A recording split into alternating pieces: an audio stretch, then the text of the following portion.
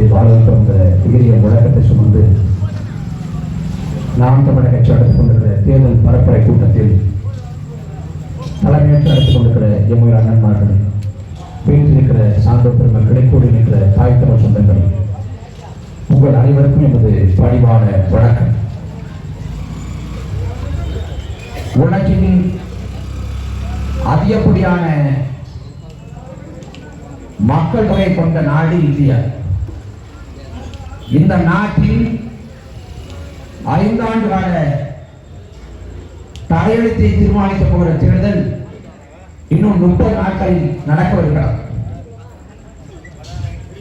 ஆண்டாண்டு காலமாக தேர்தல் என்றால் சட்டமன்ற தேர்தல்னா திமுக அல்லது அதிமுக, பாராளுமன்ற தேர்தல் என்றால் காங்கிரஸ் அல்லது பாரதிய ஜனதா. 5 ஆண்டு இதுக்கு போடுவோம், 5 ஆண்டு அதுக்கு போடுவோம். இல்ல காசு அதிகமாக கொடுத்துட்டாங்கன்னா இங்க 2 அங்க 2 பிரிச்சு போடுவோம். இதான் தேர்தல் இருக்குது. இந்த இயக்கங்கள், அரசியல் கட்சிகள் கோட்பாடுகளை சுமந்து நிற்க வேண்டும். அந்த கோட்பாடுகளை நடைமுறைப்படுத்துவதற்கு அதிகாரம் அவசியப்படுகிறது. ஆனால் இந்த கட்சிகளுக்கு, ஆட்சிகளுக்கு எந்த கோட்பாடும் இல்லை, எந்த கொள்கையும் இல்லை. நாம் பார்க்கிறோம்ல தேர்தல் கால கூத்துகள் எல்லாம், ஒரு ஆண் 2 பெண்ணோட பேசினா தப்புங்கிறான், ஒரு பெண்ணு 2 ஆணோட பேசினா தப்புங்கிறான். ஆனா ஒரு கட்சி ஒரே நேரத்தில் 2 கட்சியில கூட்டணி பேசினேன், இங்கேயும் பேசுறேன், அங்கேயும் பேசுறேன். இதை எப்படி சகிச்சுக்க முடியுது? காலையில் இந்த பக்கம் போறேன், சாயங்காலம் இந்த பக்கம் போகிறேன். ஏன்னா கோட்பாடுகள், கொள்கைகள் தீர்மானிக்கவில்லை, நோட்டும் சீட்டும் தீர்மானிக்கப்படுகிறது. அவை ஏழுறேன், யார் அதிகமா ஏழு இருக்கிறாங்களோ அதை கொண்டு போயிடுறேன். அப்ப எங்க மக்களாட்சி இருக்கும், மக்களுக்கான சேவை இருக்கும்? ஒண்ணு இல்லை. நாம் தமிழக கட்சி தனிச்சு போட்டியிருக்கு. மற்ற 3 கூட்டணியை பற்றி சொல்லவே தெரியல. பாரதிய ஜனதா 18 விழுக்காடு வாக்களை பெறுகிறேன், 5 இடங்களை வெற்றி பெறுகிறேன். நான் கூட்டத்துக்கு போறதே கேட்கிறேன். அந்த 5 இடம் எதுன்னு சொல்ற? எந்த இடம்? கண்ணவன் சொல்றாரு, சொல்றாரு, சைதாபுரம் சொல்றாரா? தமிழ்நாட்டில் எந்த இடத்தில் பாஜக வெற்றிதான் அதை சொல்லு. 18 விழுக்காடு வாக்களை சொல்றாங்க. அமித்ஷா சொல்றாரு, கூட்டணி கதவுகளை திறந்தே வச்சிருக்கோம். அண்ணாமலை எப்படி மேல போய் கதவு மட்டும் இல்லைங்க, ஜன்னலை திறந்து வச்சிருக்கோம். கடைசியா போய் அழுது அடம் பிடிச்சு அன்புமணி ராமதாஸை கொண்டு வந்துட்டாங்க. கூட்டணி சொல்லியாச்சு, கூட்டணி அமைக்க சொல்லியாச்சு, யாராவது 4 பேர் கூட்டணி தேவை அப்படிங்கிறப்ப யாரும் தேடி போய்க்காங்க. அங்க ஒரு ஐயா இருக்காரு, எந்த வம்பு தும்புக்கும் போகாம நல்ல பிள்ளை இருக்காரு. யாரு? நம்ம ஐயா ஜி.கே. வாசன். 365 நாள் ஒரு ஆண்டுக்கு 360 நாள் சும்மா தான் இருப்பார். எந்த கட்டணமும் இல்லை, எந்த எதிர்ப்பும் இல்லை, எந்த போராட்டமும் இல்லை. இருக்கிறது தெரியாமல் இருந்து போயிடும். அவரை கூட்டு வச்சு வாங்க கூட்டணி கொண்டுறாங்க. தலைவரன் வந்துட்டார். அடுத்தது சரத்குமார். எப்படிப்பட்டவர்? கமலஹாசனோட கூட்டணி வச்சாரு 2021. கமலஹாசன் தாராள மனப்பான்மையோட 40 இடத்தை வந்துட்டார். ஐயோ இவ்வளவு இடத்துக்கு நான் எங்க போறேன், 2 நீங்க வச்சுக்கீங்க, திரும்ப வந்துட்டார்.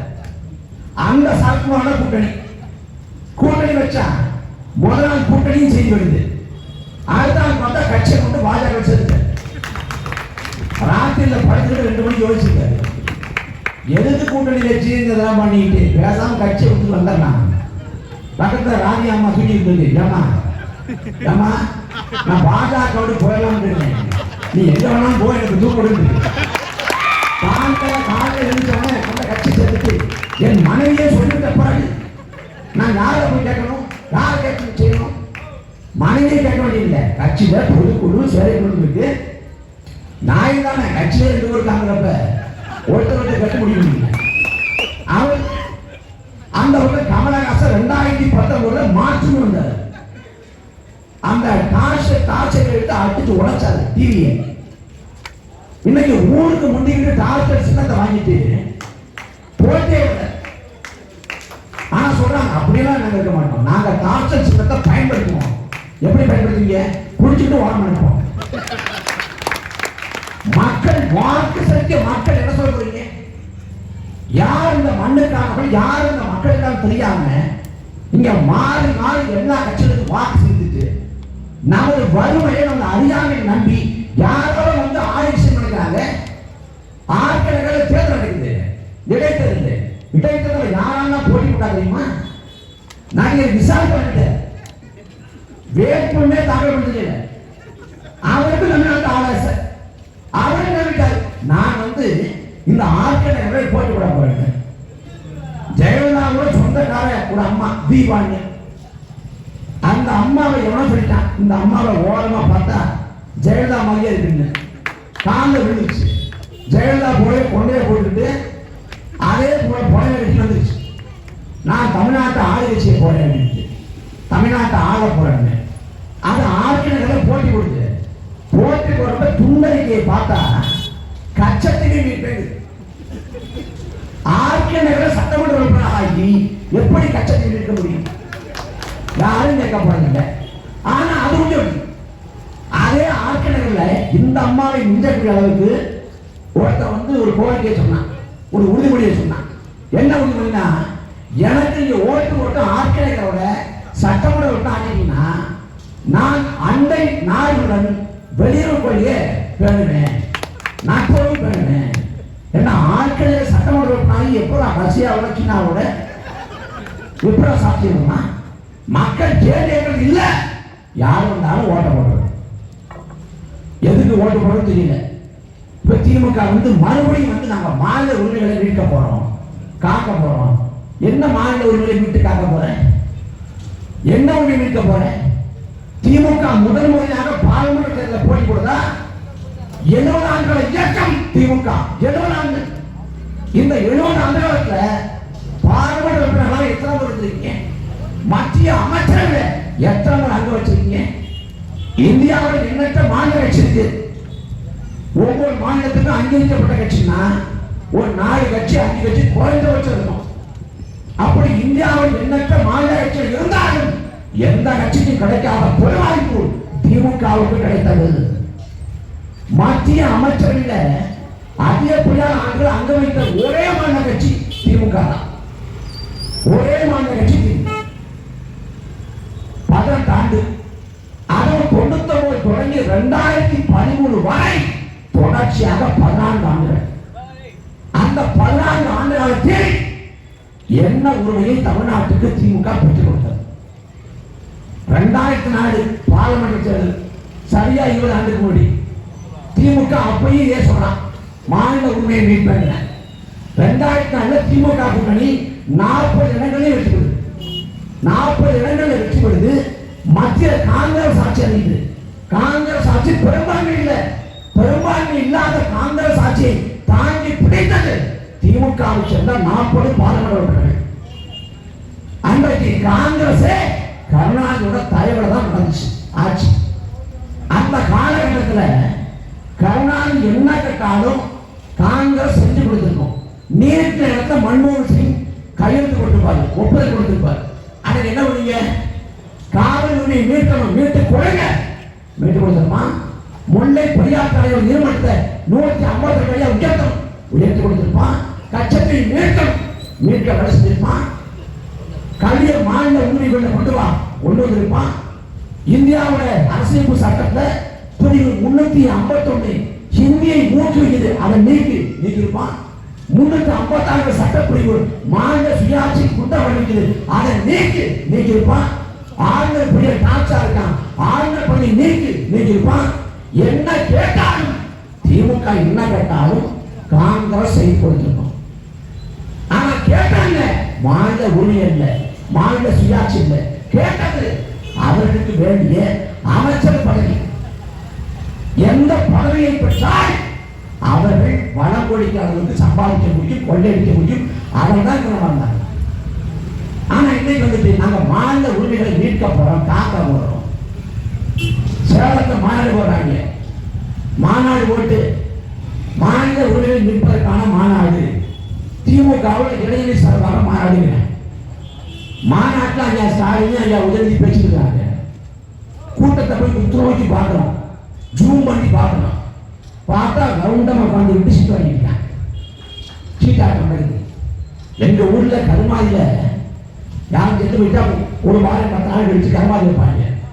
கருமாதி தூங்கக்கூடாது, விடிய விடிய முடிச்சிடணும். அப்ப என்னது சீட்டாட்டம் கூட சீட்டாட்டம் போடுவாங்க.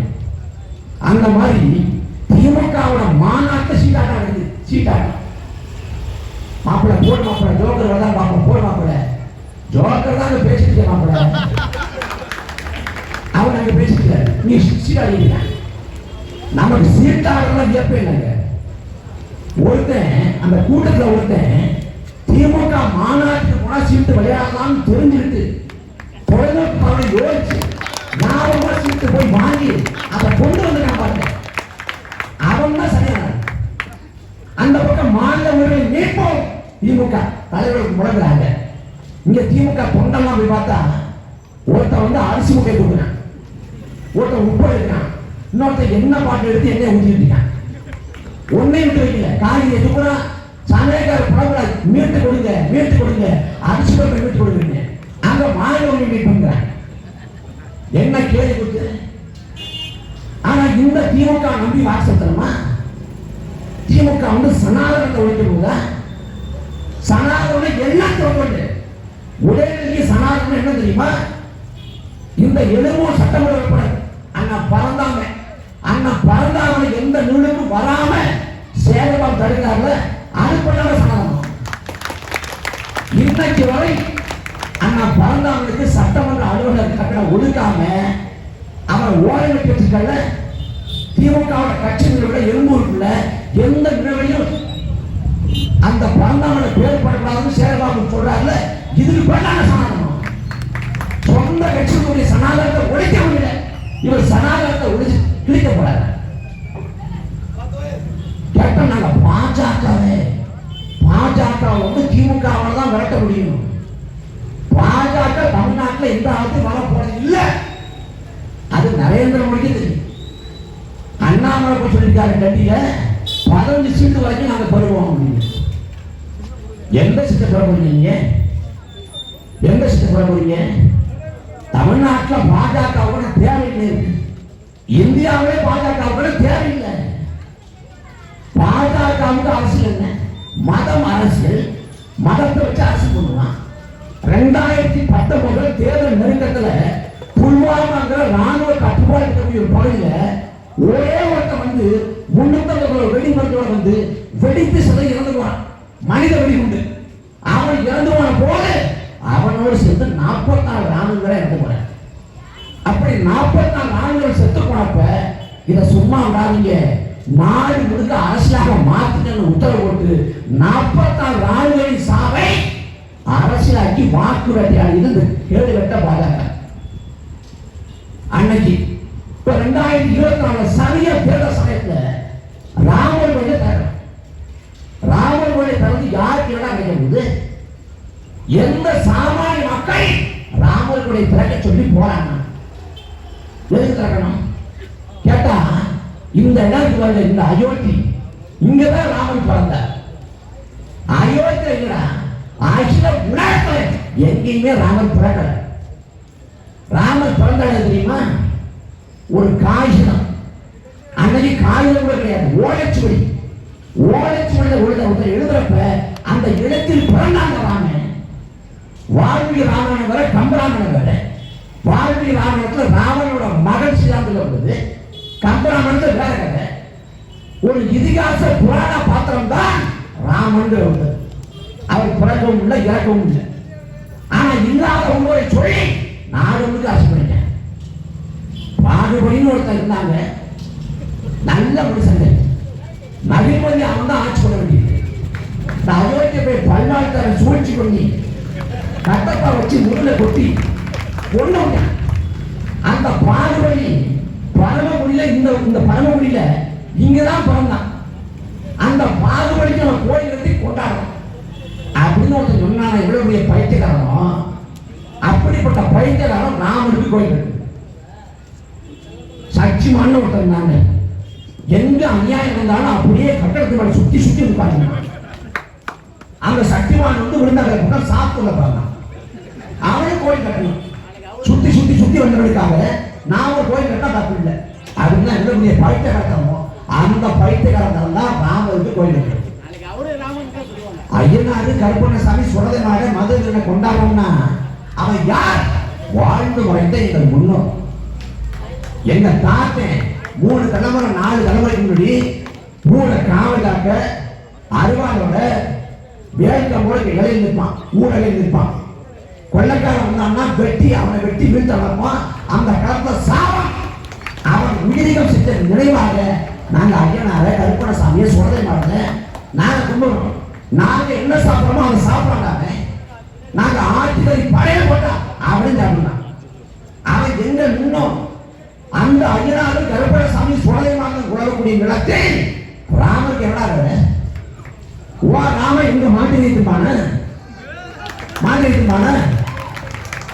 அந்த ராமனுக்கு என்ன விளைங்க? மாட்டிலேயே திங்க நீ நாய்க்கிலேயே திங்கியா கொடுத்தா திருவாரூர் தான் நல்லா இருக்காங்க.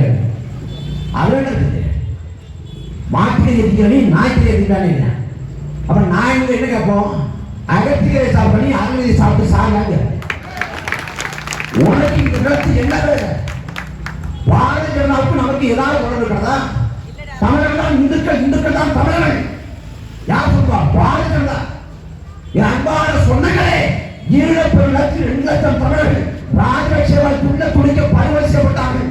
2 லட்சம் தமிழர்கள், குறைந்தபட்சம் 1.5 லட்சம் பேர் இந்து. இவன் சொன்ன வரையறைப்படி 1.5 லட்சம் இந்துக்களை கொண்டாடினான் ராஜபக்சே, பவுண்டர் ராஜபக்சே. அந்த நிலத்தில் சிவன் கோயில் அடிச்சான், முருகன் கோயில் அடிச்சான், பிள்ளையார் கோயில் அடிச்சான். இந்துக்கள் நீ சொல்ற அந்த வழிபாட்டு தலைவர்களை தகர்த்து முடிச்சான் ராஜபக்சே. இந்துக்களின் வழிபாட்டு தலைவர்களை இடிச்சவனுக்கு, இந்துக்களை லட்சக்கணக்கில் கொண்டவனுக்கு திருப்பதி வெங்கடாசலபதி கோயிலை ஏதாவது வேலை? அவனுக்கு எதற்காக பூரண கும்ப மரியாதை? அவனுக்கு எதற்காக சிவப்பு கம்பள பிரிப்பு என்று பாஜக கேட்டதுண்டா? எங்கள் இனத்தை கொண்ட ராஜபக்சே வரவேற்ற கேடு கட்ட பாஜகவுக்கு இரண்டாவது தமிழ்நாட்டில் பாஜக என்ன விட காவிரி தண்ணி கட்டி போராடணும். தஞ்சாவூர்ல தண்ணி கிடைக்காம வாங்கிய பயிரை கட்டி வாடி போய் மனம் வெறுத்து போய் தக்க சாக எங்கள் விவசாயிகள். அப்படி விவசாயி சாகிற போது தமிழ் இந்துக்கள் என்று என்னைக்காவது இந்த பாஜக பேசுகிறா? ஆந்திர காட்டில் கூலிக்கு மரவட்ட போல அப்பாவி கூலி தொழிலாளர்களை சம்மரக்கட்டை கடத்த வந்த கடத்தவர்கள் பரிசோதனை ஒரே நாள்ல காக்கை குறியை சுடுவது போல சுட்டுக் கொண்டான் சந்திரபாபு நாயுடு. அன்னைக்கு சுட்டுக் கொண்டப்ப இந்துக்கள் கொண்டு வைக்கப்பட்டார் என்று எவனாவது பேசியிருந்தா? இல்லை. மீன் பிடிக்க போறேன் ராமேஸ்வரம், நான் ராமநாதபுரம் அப்படின்னு மீன் பிடிக்க போறேன், நாகப்பட்டினம் மீன் பிடிக்க போறேன். மீன் பிடிக்க போறப்ப நடுக்கடலை வச்சு அடிக்கிறான், உதைக்கிறான், சித்திரவதை பண்றான், சுட்டு கொள்றான். அன்றைக்கு இந்துக்கள் கொல்லப்பட்டார் என்று பாஜக வாய் தந்ததுங்க. இதே சென்னை பெரு வெள்ளத்தை மூழ்கி தவித்த போது இந்துக்கள் பாதிக்கப்பட்டார் என்று பாஜக உலகில் இருந்தார். இல்லை. அப்புறம் என்ன மயக்கிறா? உனக்கு ஓட்டு போடணும், எதுக்கு ஓட்டு போடணும்? பாஜகவுக்கு என்ன வேலை? நீ இந்தியாவில் புடுங்கி கம்யூனிட்ட தானே 10 ஆண்டு ஆட்சி பண்ணது என்ன சொல்லு. நாம தேசப்பற்ற வளர்த்தெடுக்கணும், தேசபக்தியை வளர்த்தெடுக்கணும். அதுக்கு என்ன பண்ணலாம்? குடியரசு நாளா வீட்டு வாசல்ல தேசிய கொடி ஏற்றுங்க, இந்தியாவோட தேசிய கொடி ஏற்றுங்க. சுதந்திர நாளா வீட்டு வாசல்ல இந்தியாவோட தேசிய கொடி ஏற்றுங்க.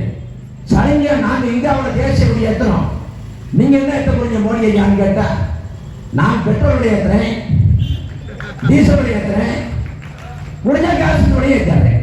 நீ சந்தோஷமா பாரத் மாதா கி ஜெய் அப்படி முழக்கம் போட்டுட்டு இந்தியாவோட தேசத்தை ஏற்றுங்க, பாரத் மாதா கி ஜெய் முழக்கம் போடுங்க.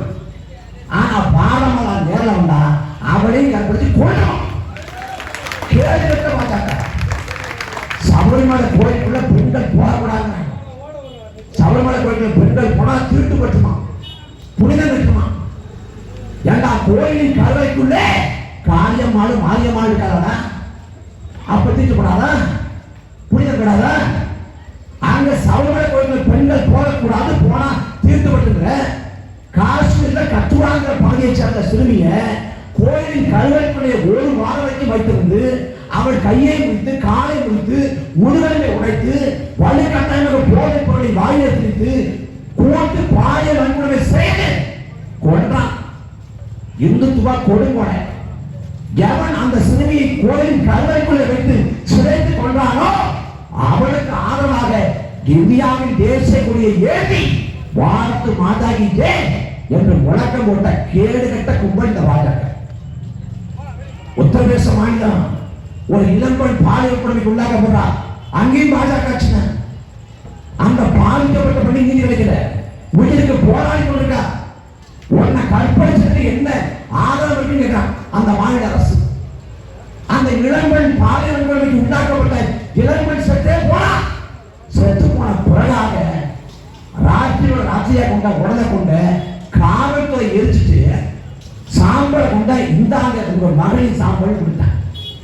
உத்தரப்பிரதேச மாநிலத்தில் எவ்வளவு பெரிய கொடுமை. தேசம்னு பேசுவான். தேசத்தின் மீது பட்டு இருக்கா? இந்த தேசத்தின் மீது 2016 ஒலிம்பிக் போட்டி நடக்குது. உலகத்தின் பல்வேறு நாடுகள் பதக்கங்களை வாரி குவிக்கிறது. சீனா, பிரான்ஸ், ஜெர்மனி, இத்தாலின்னு உலகின் பல்வேறு நாடுகள் பதக்கங்களை வாரி குவிக்கிறது. ஆனா இந்தியாவில் உங்களை பதக்கத்துக்கு வழி இல்லை. ஒண்ணுக்கு வழிதான் மக்கள் ஏங்கி தவிக்கிறான். ஒரு பதக்கம் வாங்கிட மாட்டோமா, பதக்கப்பட்ட இந்தியா அடம் பெற்றாதான்னு. அன்னைக்கு சாத்விக் மாலிக் என்கிற ஒரு பெண் மகள் பதக்கத்தை வென்று இந்தியாவின் மானத்தை காப்பாற்றின. அந்த சாத்விக் மாலிக்கை அன்றைய தினம் நரேந்திர மோடி சொன்னார், இவர் இந்தியாவின் மகன், இந்தியாவின் மகன். அதே சாத்விக் மாலிக் பின்னால மன்னித்த சம்மேளனத்தோட தலைவர் ஒரு பிஜேபிக்காரே அவன் பாலியல் முறையீட்டில் ஈடுபடுறான், அவனை கைது பண்ணுங்க அப்படின்னு கோரிக்கை வச்சப்ப அதை வலியுறுத்தி போராடினப்ப அரசு கண்டுகொள்ளல, அமித்ஷா கண்டுகொள்ள, நரேந்திர மோடி கண்டுகொள்ளல. அந்த பாதிக்கப்பட்ட யாருக்கு நீதியை பெற்றுத்தரல.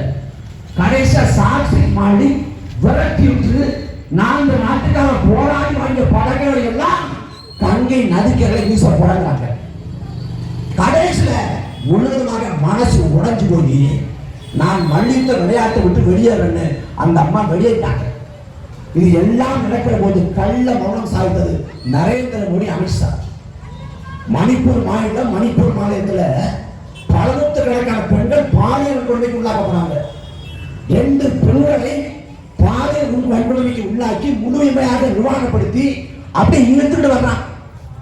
கூட்டமா அப்படி இழுத்துட்டு வர்றான். அந்த பெண்கள் நிர்வாகமா நிற்கிறாங்க. அந்த காணொலியை உலகம் பார்த்து வெற்றி தலைவந்தது. நாட்டின் பிரதமர் நரேந்திர மோடிக்கு அது எப்போதோ தெரிந்தும் கூட அவர் வாய்த்த 54 நாட்களுக்கு பிறகாக கடமைக்கு ஒரு கண்டனம் தெரிவிச்சது. இந்த பாஜகவோட ஆட்சி தமிழ்நாட்டில் வரணுமா? தமிழ்நாட்டில் ஒரு கடைசி என்ன இருக்காரு அண்ணாமலை 26,000 புத்தகத்தை படிச்சிருந்தார். நாம கூட தப்பான நினைக்க கூடாது. அவர் படிச்ச ஒரே புத்தகத்தின் பேர் 22,000. அவன் 22,000 புத்தகத்தை படிச்சிருந்தார். அவர் பெரிய புரட்சியாளர் போல நம்பிக்கிட்டு ஆளுநருக்கும் சபாநாயகருக்கும் ஜாஸ்தி தெரியாது. ஒரு பேட்டில திரும்ப சொல்லுது, தமிழ்நாட்டு ஊடகங்கள் அவரே ஊதி பெருசாக்கி அண்ணாமலை எப்படி பேசா தெரியுமா? கொடுமை. தமிழ்நாட்டில் சாவுகள் பாஜக கட்சியை நீங்க சாதாரண கூடாது. இனி ஒரு முறை நரேந்திர மோடி வென்று விட்டால், பாஜக வென்று விட்டால், அதுதான் இந்த நாட்டின் கடைசி கூட வேணாம். அவன் என்ன பண்ணுவான்? நாளைக்கு மாநிலங்களோட அதிகாரத்தை குறைச்சுமா, மாநிலங்கள் எல்லாம் யூனியன் பிரதேசம் போல மாற்றிடுவான். அப்ப மாநில முதலமைச்சராக எது ஒன்றும் செய்ய முடியாத நிலையை உருவாக்கினான். தன்னாட்சி அமைப்பு இருக்கு, தன்னாட்சியாக இருக்கக்கூடிய அமைப்பு. மத்திய புலனாய்வுத்துறை சிபிஐ, மத்திய வருமான வரித்துறை ஐடி, மத்திய அமலாக்கத்துறை ஈடு, இந்த தன்னாட்சி கையப்படுத்தினான். பக்கா ரவுடித்தனம் கட்டப்படியாக பண்றான். தேர்தல் பத்திரங்கள் ஒரு முறைங்க. தேர்தல் பத்திரங்கள்னா நாக்குடையாக்கப்பட்ட ஸ்டேட் பேங்க் ஆஃப் இந்தியாவில் போய் பத்திரம் வாங்கலாம். 1000 ரூபாய் தொடங்கி 1 கோடி ரூபாய் வரைக்கும் பத்திரம் வாங்கலாம். அந்த பத்திரத்தை வாங்கி கட்சிகளுக்கு நன்கொடையாக அளிக்கலாம். தங்கச்சி கூட சொன்னாங்க, அந்த தேர்தல் பத்திரங்கள்ல யார் கொடுக்காத விவரம் பதிவு செய்யப்படாது. அப்படி பாரதியா 7000 கோடியை இந்த தேர்தல் பத்திரங்கள் மூலமாக தான் பெற்றிருக்காங்க. யார் கொடுக்காத விவரம் தெரியாதுன்னு சொல்ற. இப்ப இந்தியாவோட உச்ச நீதிமன்றம் அந்த தேர்தல் பத்திரங்கள் முறை செல்லாமல் அறிவிச்ச பிறகு ஸ்டேட் பேங்க் ஆஃப் இந்தியா அந்த விவரங்களை வெளியிட முன்வந்த பிறகு தெரியுது, இந்த அமலாக்கத்துறை அந்த வருமான வரித்துறை அனுப்பி எந்தெந்த பொறிய நிறுவனம் இருக்கோ அந்த நிறுவனத்துக்கெல்லாம் அனுப்பி அங்க போய் ரெய்ட போடுறது. ரெய்ட போடுறோம் பயந்துட்டு அவன் தொகையை பாஜகவும் தள்ளி விடுவான். அதோட ரெய்டு வந்து முடியும். இந்த சிங்கம் படத்துல பிரகாஷ்ராஜ் ஒரு நகைச்சுவை இருக்கும். பிரகாஷ்ராஜ் போறாரு, அங்க வந்து புதுசா ஒரு வீடு கட்டிட்டு இருப்பாரு. ஐயா யாரும் வந்து ரவுடிசம் பண்ணா சொல்லுங்க, யாருங்க பண்ண போறா, வருவாங்க ஐயா, யார் வருவா, நான் தாண்டா வருவேன் அப்படின்பாரு. அந்த மாதிரி இந்த அமலாக்கத்துறை வருமானத்தை அனுப்பி கட்டமையா சொல்லி ரவுடிசம் பண்ணி 10,000 கோடி வாங்கிட்டான், புடிஞ்சிருக்கான். இந்த புடுங்கி பாஜக ஒரு பக்கம், பாஜக இந்த பக்கம் யோகிய சிகாமணி யாரு திமுக. இந்த தேர்தல் பத்திரங்கள் முறையை ஏற்க முடியாது. இது சட்டப்படி லஞ்சம் வாங்குவது போராட்டம். இதை கண்டிக்கிறோம். ஏன் இவ்வளவு கத்துறாருன்னு பார்த்தா, ஐயா ஒரு 600 கோடி நினைக்க, அவங்க சக்திக்கு அவங்க 7,000 கோடி, இவங்க சக்திக்கு இவங்க ஒரு 600 கோடி. 600 கோடி அந்த நாட்சி மாற்றிங்கிற ஒரே ஒரு முதலாளி மட்டும் 500 கோடியை கொடுத்துட்டாங்க. 500 கோடி இந்தியாவோட பல மாநிலங்களில் நாட்சி நடத்தி பல ஏழை மக்களின் அறியாமைய வலிமை வறுமையை பயன்படுத்திக்கிட்டு உழைப்பை சுரண்டி சம்பாதித்த பணம். இங்க வந்து ஆன்லைன் ரம்மி இருக்குல்ல, ஆன்லைன் ரம்மி விளையாடுங்க, 5 நாள்ல பணக்காரலாம். அது எல்லாம் அவர்கிட்ட அவர்கிட்ட 500 கோடி நடிகை திமுக 2019 ஜூனியர் விடல பற்ற இந்த மார்க்கின் இருந்து திமுக 500 கோடியை பெற்றிருக்கு அப்படின்னு உடனே அங்க ஸ்டாலினுக்கு கோபம் வந்துச்சு. பெரிய மாநில கோபம் வந்த உடனே ஜூனியர் விட மான நஷ்டம் வழக்கு, நான் மானம் கொண்டவன், என்னை எப்படி சொல்லலாம், நான் எப்படி 500 கோடி வாங்க அப்படின்னு இன்னைக்கு கிளிக்கிறாங்க ஜூனியர் விட. ஏன்னா அவனுக்கு அறிவு இல்லை, அதை ரொம்ப யோசிக்க பேசுறீங்க. என்ன பேச போகுது, பாஜக கொடுமையானது. ஆனால் பாஜகவை சொல்லி திமுக தன் தரப்பை நியாயப்படுத்திக் கொண்டிருக்கிறது.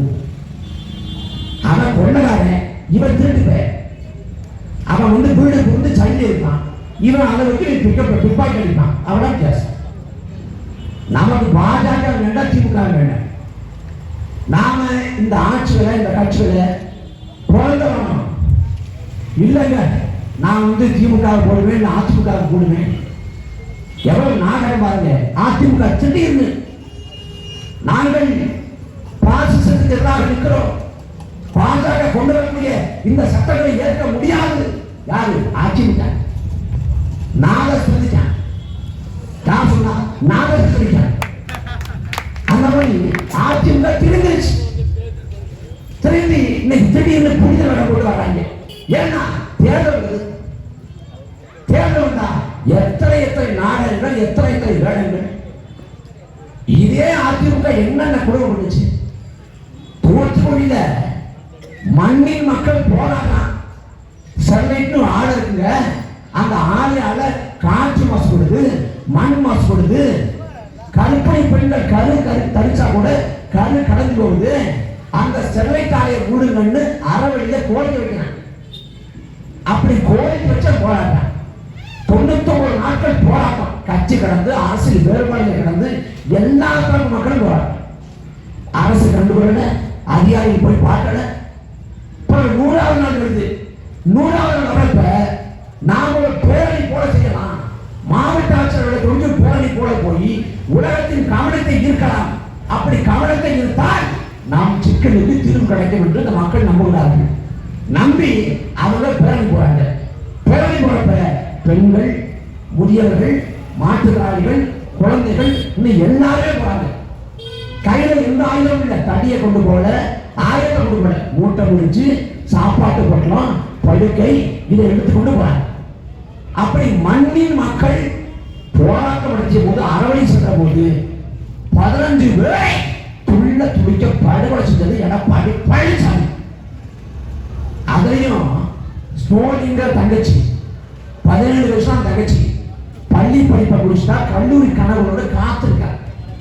அவன் முனை போட்டு போராட்டத்தை கிளம்புறா. அவளுக்கு அசைக்க முடியாத நம்பிக்கை என்னன்னா, நான் ஒரு பெண் பிள்ளைய ஒன்றும் செய்ய மாட்டாங்க, குறைந்தபட்சமான மாண்பு இருக்கும் அப்படின்னு. ஆனா அந்த தங்கச்சி ஸ்டோரிங்க குடி வைத்து சுட்டு கொண்டதுல துப்பாக்கி தோட்டா வாறு வழியாக பாய்ந்து 3 சிறை எழுதுறான் ஸ்டோரி. அந்த ஸ்டோரி செஞ்ச பாவனை தமிழச்சார பிறந்தவன். எவன் ஸ்டோரியை கொண்டானோ, எவன் 15 வரை துள்ள துடிக்க படுகொலை செஞ்சானோ அவன் தான் அவருக்கு வாக்கிட்டு இருந்தான். நாம மறுபடியும் எடப்பாடி பழனிசாமி ஓட்ட பண்ணோம். கேட்டா சிரிச்ச முகமா இருக்காரு. சிரிச்ச முகமா இருக்காருன்னு ஓட்டு பண்ணா மதன் பாபுக்கும் கூலிகளுக்கு தான் ஓட்டு போட்டு நம்ம முதலமைச்சர்